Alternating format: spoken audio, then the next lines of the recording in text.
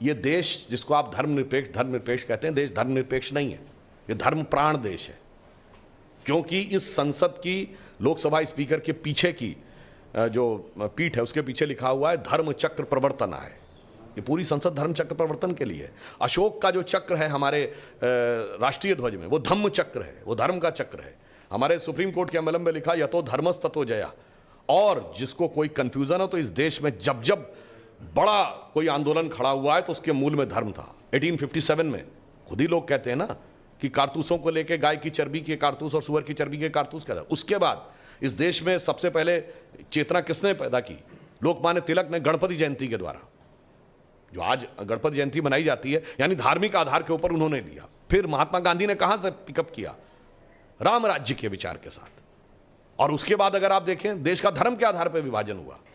और उसके बाद अगर सबसे बड़ा आंदोलन हुआ तो गोरक्षा आंदोलन 1967 में। उसके बाद सबसे बड़ा आंदोलन जिसने कि भारत की राजनीति की धारा बदल दी, राम जन्मभूमि का आंदोलन। तो मेरे भाई ये धर्मनिरपेक्ष नहीं, धर्म प्राण देश है। परंतु धर्म की दृष्टि देखने के लिए भी कम से कम उस ढंग की दृष्टि भी होनी चाहिए। बहुत लोग कहते हैं 2024 में अगर रामलला आ गए और मोदी जी भी मान लीजिए आ गए, क्या राम राज्य आ जाएगा? राम राज्य की क्या परिकल्पना आज के समाज में हो सकती है?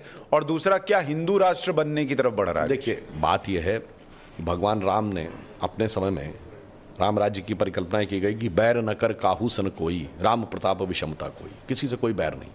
अब मोदी जी उसी पर तो चल रहे हैं। बगैर जाति धर्म का भेद किए हुए 70% लोगों को, माइनॉरिटी के भी, किसी न किसी योजना का लाभ मिला है।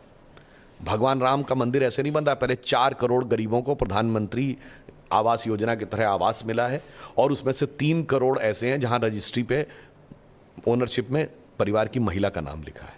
यानी इतना होने के बाद वो सबके साथ किया है। तो जिसको आप राम राज्य कहते हैं ना, वो राम राज्य आगे जाकर इस रूप में आएगा कि वो दुनिया को संदेश देगा ये मंदिर कि अगर दुनिया का इतिहास भरा पड़ा है कि भाई भाई को मारकर गद्दी पे बैठा, बेटा बाप को मारकर गद्दी पे बैठा, तो यहाँ एक ऐसा भी आदर्श है कि अगर पिता ने एक वचन दे दिया तो सारे राजपाट को छोड़कर वन में चला गया।